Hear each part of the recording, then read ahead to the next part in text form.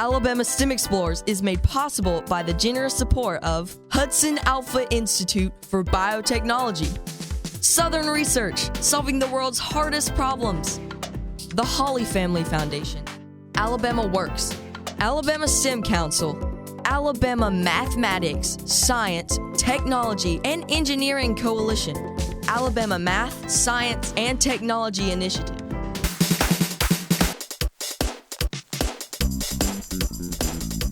Wow, this is huge. Have you guys ever seen a construction site before? Maybe a store, an apartment complex, or even a house?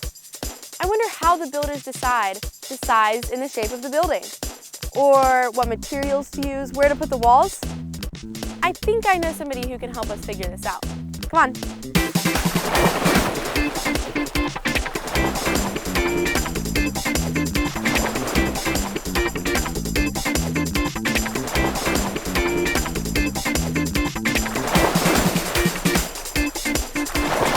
Hi, I'm Sophia, and welcome to Alabama STEM Explorers. I'm here with my friend Neil at the HudsonAlpha Institute for Biotechnology in Huntsville, Alabama.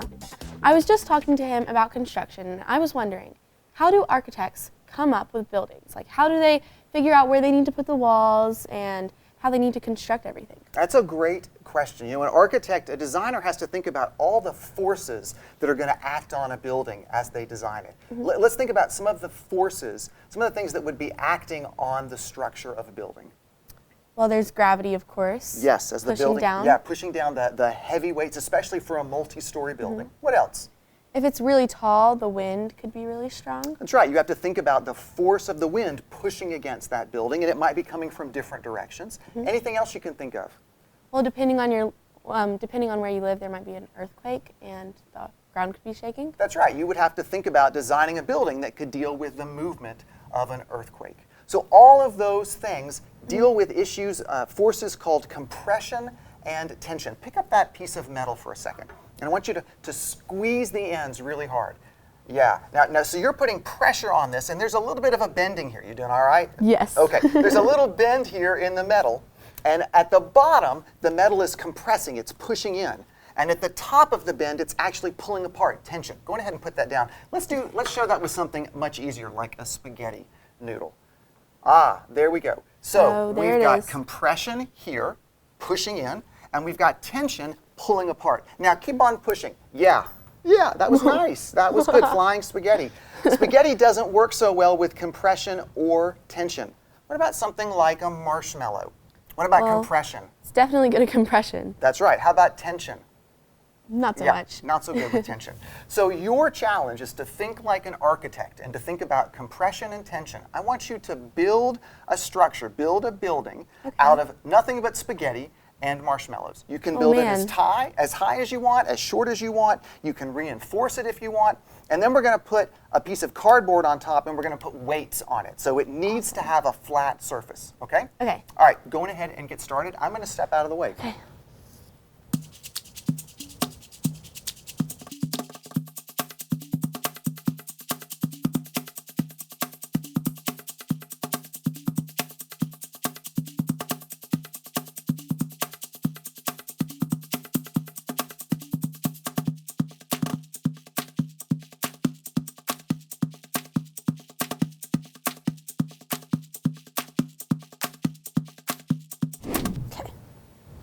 I don't think I've ever seen a house like this before, but I think there's some good shapes around this. So tell me about the structure that you've chosen. You've picked some very specific shapes in building this. Well, one thing that I see a lot in architecture is triangles. So if you see a bridge, most likely it won't be made out of squares. It'll have reinforcement, a lot of triangles. And I've seen this because, may I demonstrate it really quickly? So let's say I've got a square here. I'm going to make one really quickly. And I'll make the triangle. Okay.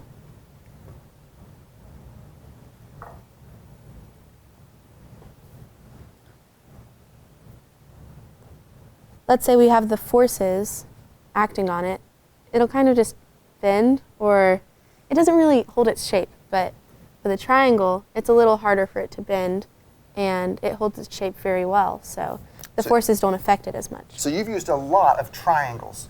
A lot of triangles. So what we'll do now is we're going to actually clear the table and bring Sophia's structure back and a couple more and test the load to see how well your design would deal with some pressure and some weight on it. Okay. All right. Awesome.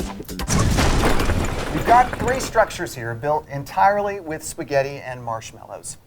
Now, let's see how well they handle load. Let's start with this one right here.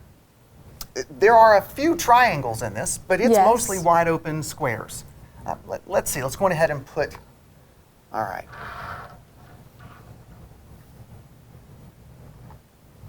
Oh. I think it might already fall. Yeah, that's kind of sad, isn't it? Yeah. Okay, each of these blocks is about 10 grams. So that's about 30 grams of weight. Not very sturdy at all. And maybe not surprising because there's really no reinforcing. Yeah, it doesn't have the triangles and reinforcements that this one does. Exactly. Now, let's try yours. Okay.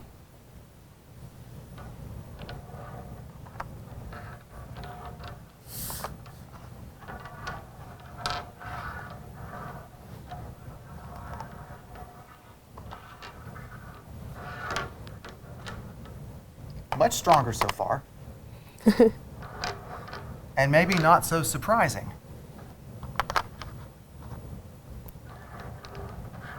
Two stories of blocks.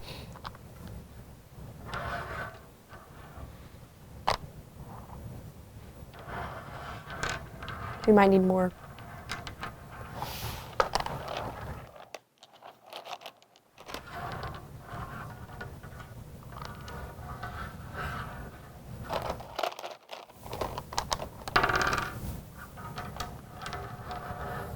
This one might not go anywhere. Oh wow, this is a lot.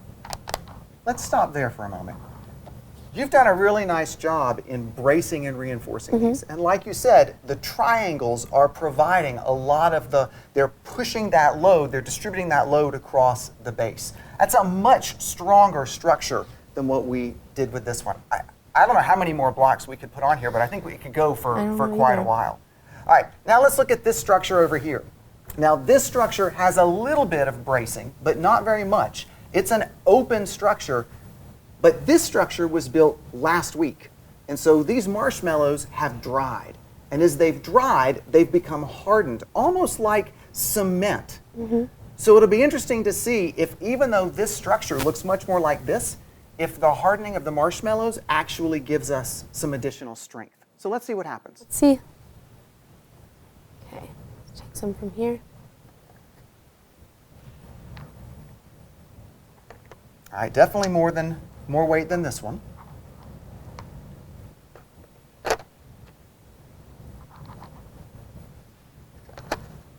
It's still holding.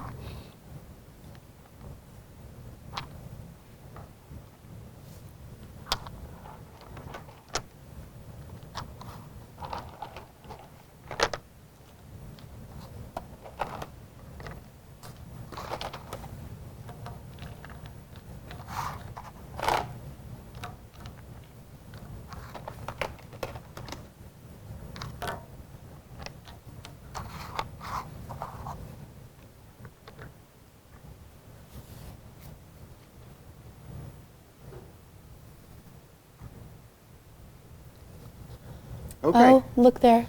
Oh, I see yeah. some bending. Yeah, I think we've got a lot. That's not going to last very long. Why don't No, it won't. let's put a couple more and see what happens. Do you want to put more on here? Just set the whole thing on.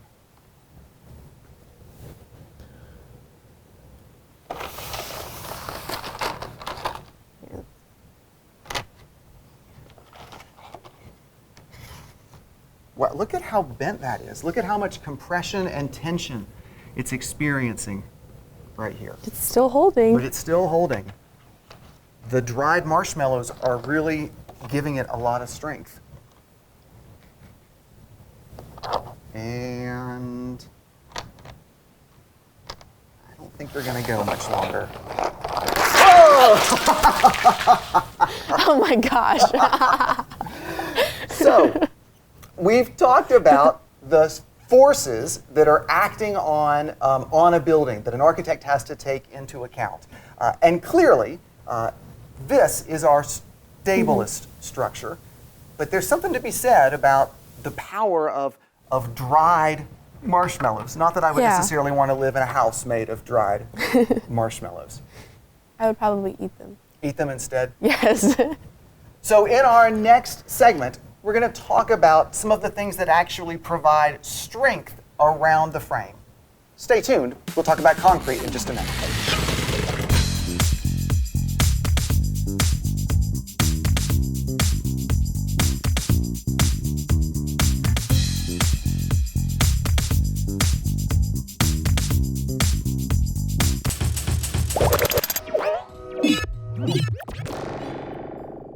So when I was a kid, my parents built a house. They hired an architect to do this, and it was the first time that I'd seen someone use art skills to do something technical and ultimately to create a building. So I think from that day, I was hooked. In 5th grade, we used to draw little floor plans during our quiet time in which we would make little rooms for our Garfield dolls. So as I grew up, I went to Auburn University. I studied at the College of Architecture and went on a career path to become an architect. And I love it.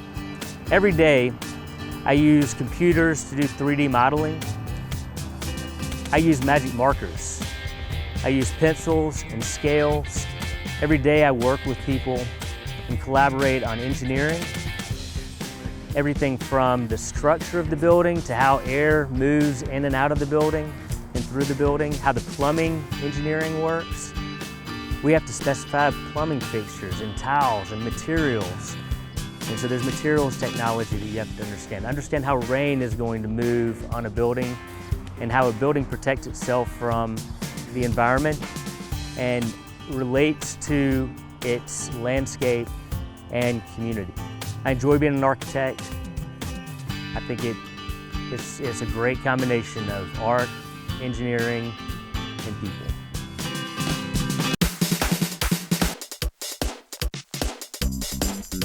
Sophia, let's talk about concrete. That's not something that I usually talk about. No, you're right, but we probably should talk about concrete. Concrete is so important to our society. I want you to think about how many times today you've come into contact with concrete. Probably a lot. The sidewalks, of course. Yes? A lot of building materials are concrete. My house, the foundation is concrete as well. So it's everywhere. Did you get here in a car? Yes. So you probably were on a road, and there's a layer of concrete underneath the asphalt as well. Oh, really? Concrete is a critical building material. It's relatively inexpensive. Why do you think it's also so popular? Because it's very strong and durable.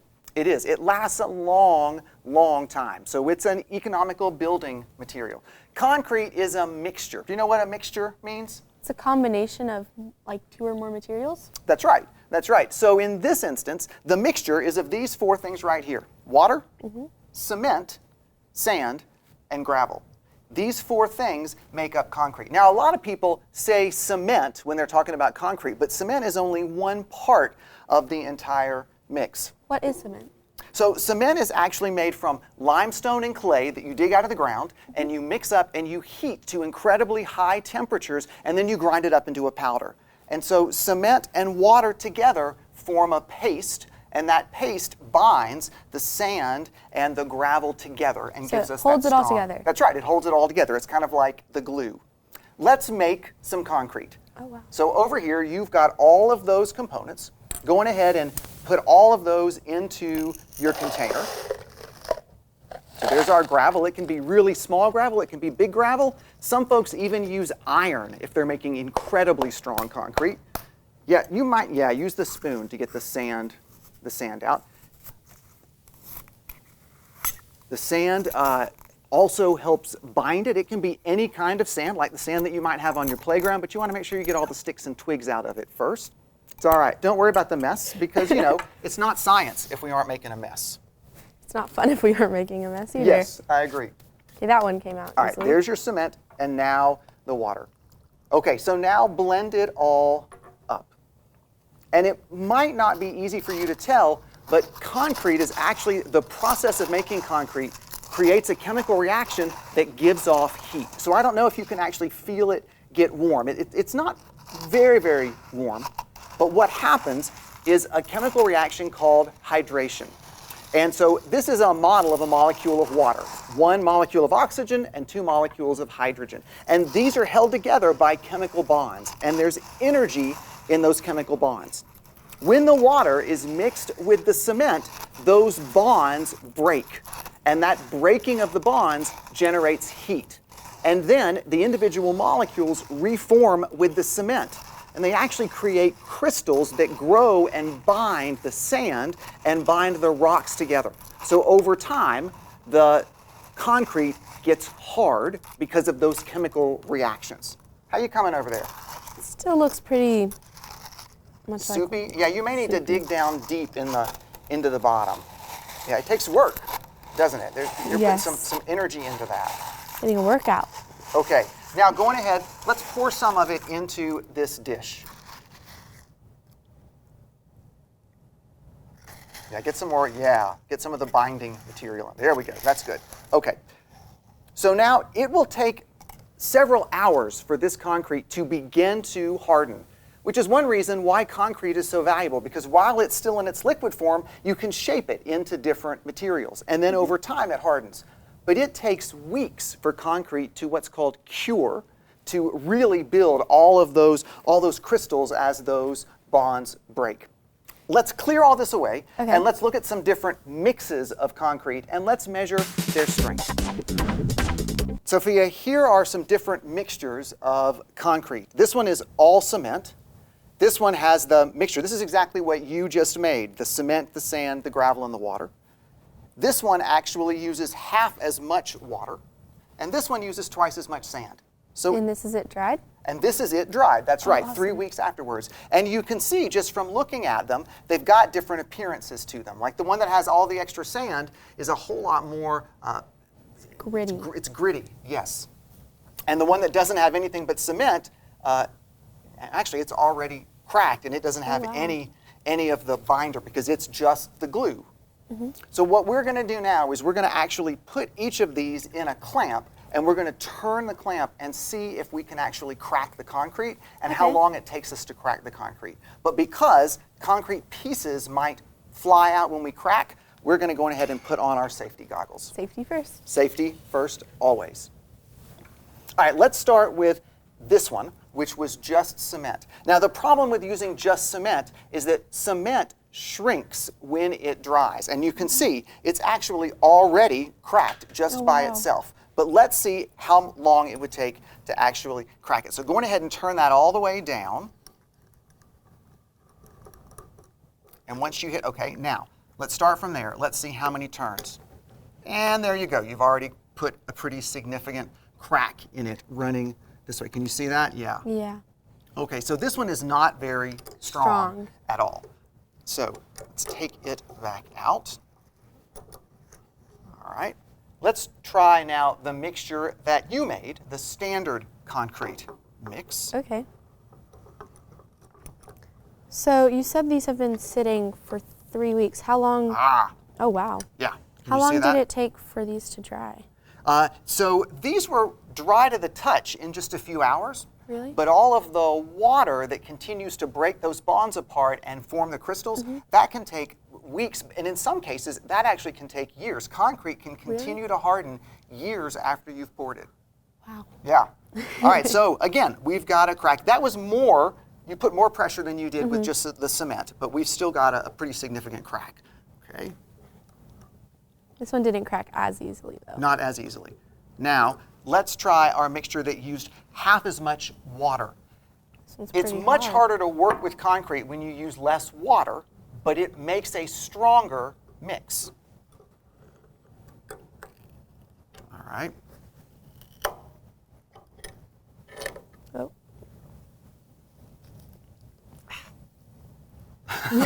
I can't do it. There we go. All right. But that took another half turn compared to this one. But we do now have cracks. All right, let's try our last one, which is where we added twice the amount of sand. All right, give it a shot. Oh, it's already cracked. You've already got a crack there. You got a lot of cracks there. Yeah. So here, I think this one required more pressure than this one did. Yes. So a different type of strength. Did you hear it? Oh wow. my gosh, look, the whole... Yeah, now that it's the starting dish. to crack here in the Yeah. plastic as well. All right, let's release that. There are material engineers whose job is to test the strength of the concrete that's been poured in a building. So they'll take a sample of the concrete, and then once it's cured, they'll actually confirm that it is strong, that it doesn't have any deficits in it. That's a really important safety job that requires knowing a lot about concrete. So we've covered a lot of ground from something that is made from 4 really simple, straightforward experiments. I have a feeling you might not look at concrete quite the same way again. Maybe not. Next time I'm walking on the sidewalk. Yeah, definitely something for us to think about.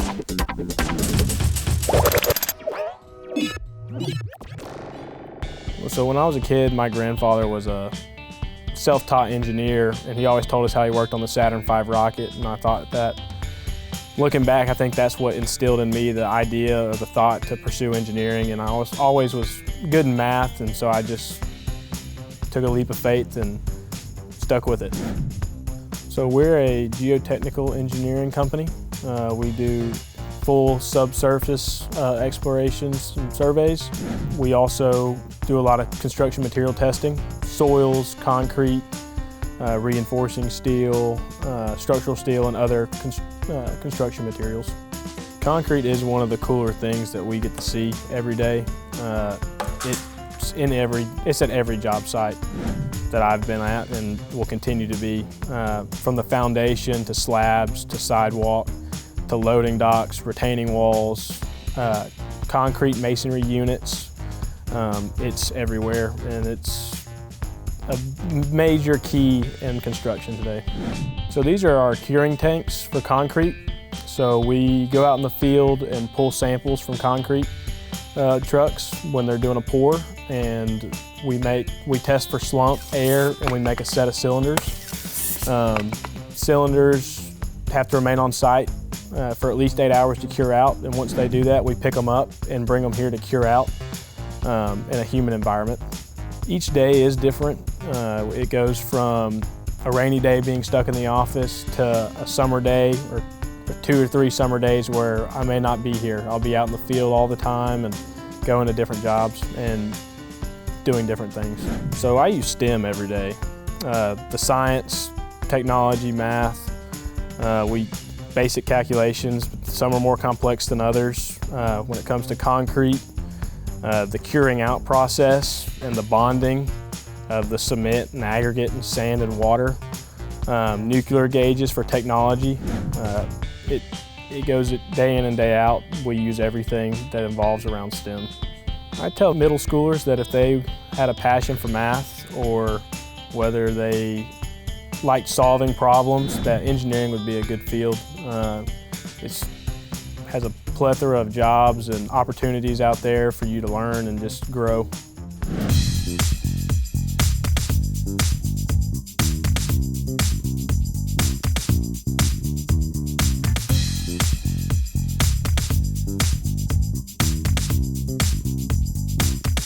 Thanks for watching Alabama STEM Explorers. If you missed anything or you want to watch something again, you can check out our website at alabamastemexplorers.org. Maybe you have a question we could answer here on the show, and you might grab a cool t-shirt. Feel free to send us a video question or an email on our website, alabamastemexplorers.org. Thanks again for watching. We'll be back next week.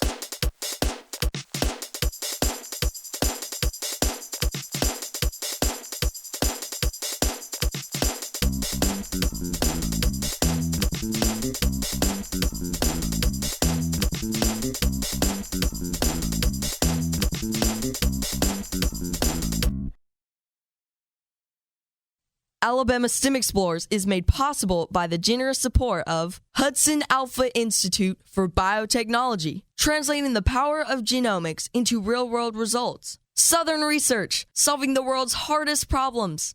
The Hawley Family Foundation, established to honor the legacy of Brigadier General Everett Hawley and his parents, Evelyn and Fred Hawley, champions of servant leadership. Alabama Works, a network of interconnected providers connecting business and industry needs to a highly skilled and trained workforce.